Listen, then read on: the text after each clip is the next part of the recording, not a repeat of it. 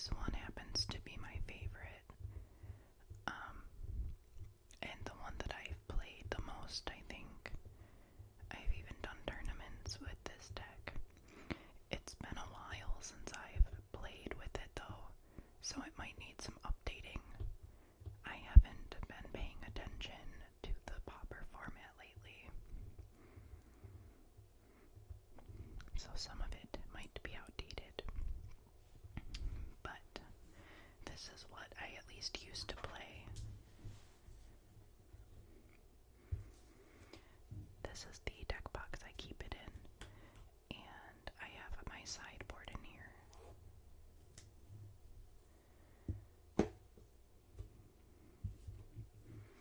So I'll go through the sideboard first.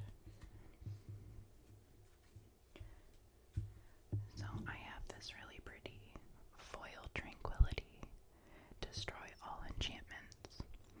Now this card is important to use against decks like Boggles, which is another one of my favorites. I actually play Boggles in Modern, and I will do a video on that deck another time. But Tranquility is really good against that deck. Then I have Ancient Grudge, destroy target artifact, and you can flash it back. I have 2 Gorilla Shamans with different art, and these destroy target non-creature artifact with casting cost equal to X.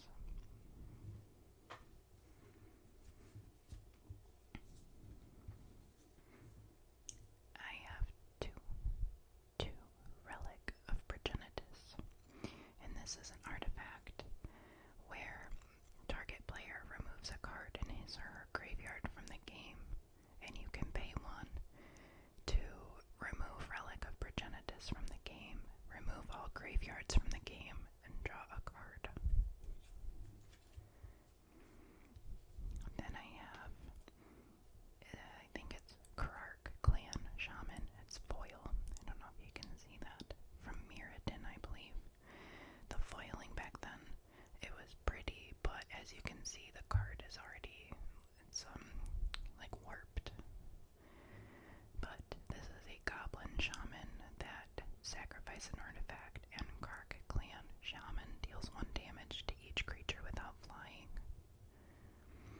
So this is good for those decks that, pop a lot of little creatures out. Oh, sorry, there's something going by. I have 2 Electricry. I really like this card. I don't know, the art is funny, and the name Electricry is kind of silly. But Electricry deals 1 damage. Oh my gosh, that is so loud. I'm so sorry. Okay. Electricry deals 1 damage to target creature you don't control, and it has Overload, meaning you can change its text by replacing all instances of target with each. That can be pretty powerful too. Then I have a foil Feed the Clan. I gain 5 life, and then I can gain 10 life instead if I control a creature with power 4 or greater, which for this deck is not that hard to do. Well, let's see. I have 2 Pyroblast. Counter target spell if it is blue, or destroy target permanent if it is blue. I also have a Dispel. Counter target instant spell. Then I have 2 Hydroblast, and I really like the art on this one. The blue really pops. Counter target spell if it is red, or destroy target permanent if it is red. And what I love about my sideboard is that most of it costs like 1 mana or very little. And then this is my Germ token.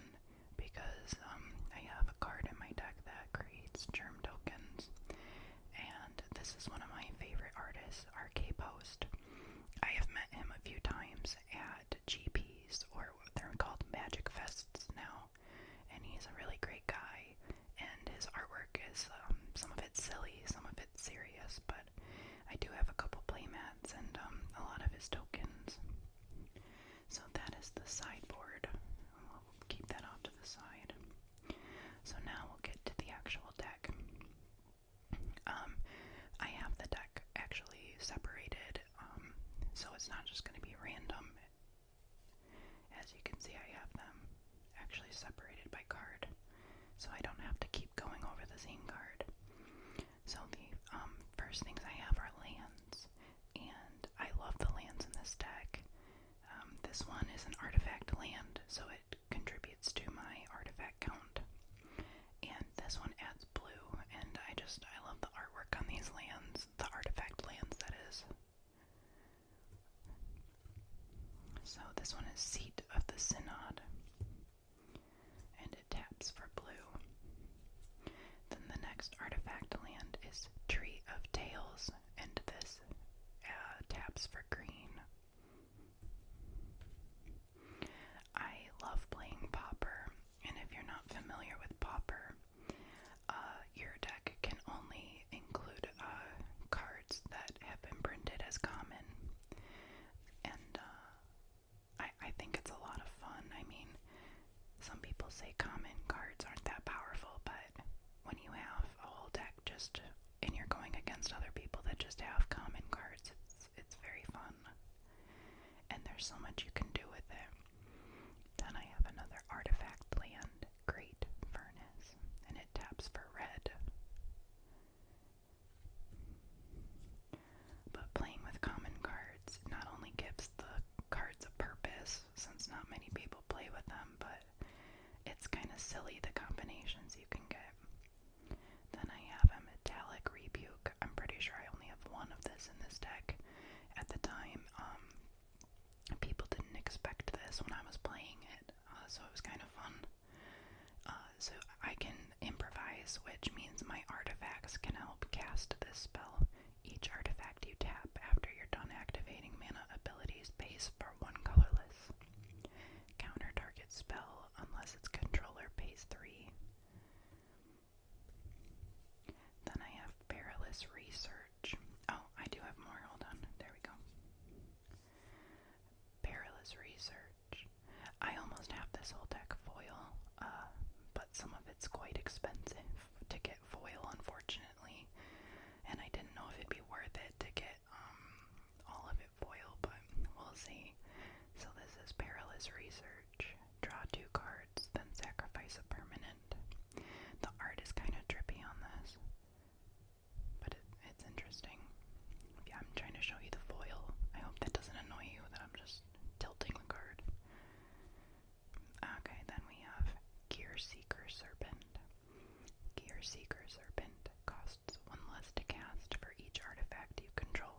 You can pay 6 and it can't be blocked this turn, and it's a 5/6.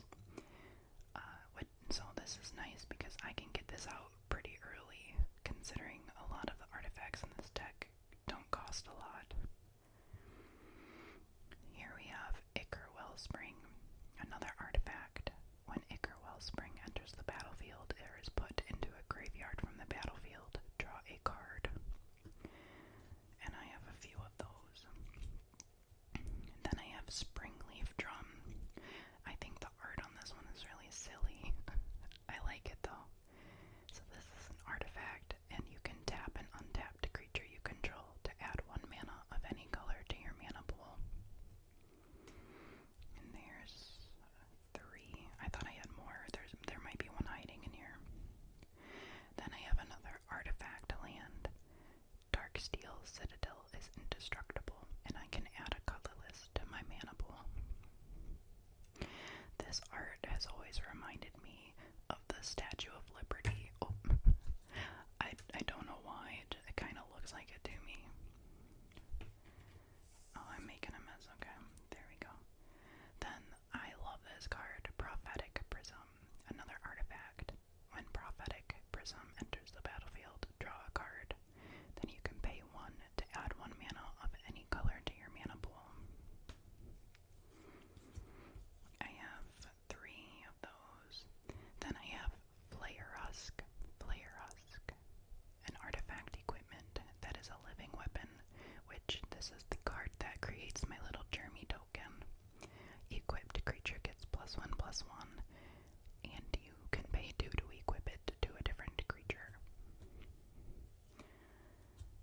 Then I have Chromatic Star, an artifact where you pay 1, sacrifice Chromatic Star, add 1 mana of any color to your mana pool.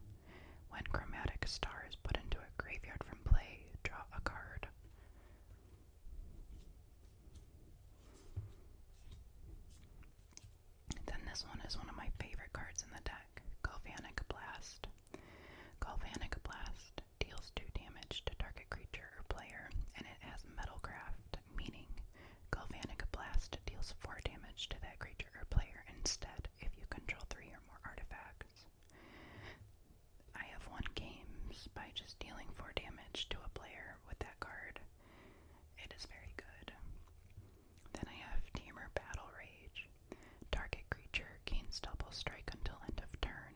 It has Ferocious. That creature also gains trample until end of turn if you control a creature with power 4 or greater. Then I have Fling. This cool little promo. Fling. As an additional cost to cast Fling, sacrifice a creature. Fling deals damage equal to the sacrificed creature's power to target creature or player. I have Foil Thoughtcasts, Affinity for artifacts, and you draw 2 cards. These are really important in the deck because since everything costs so little, you can run out of cards very quickly. So you need card draw, which is why there's 4 of these. Then I have Mirror Enforcer, artifact creature mirror, and it has affinity for artifacts. Because imagine paying 7 mana for just a 4/4. That's what makes this powerful, is that I can use all my other artifacts to cast this.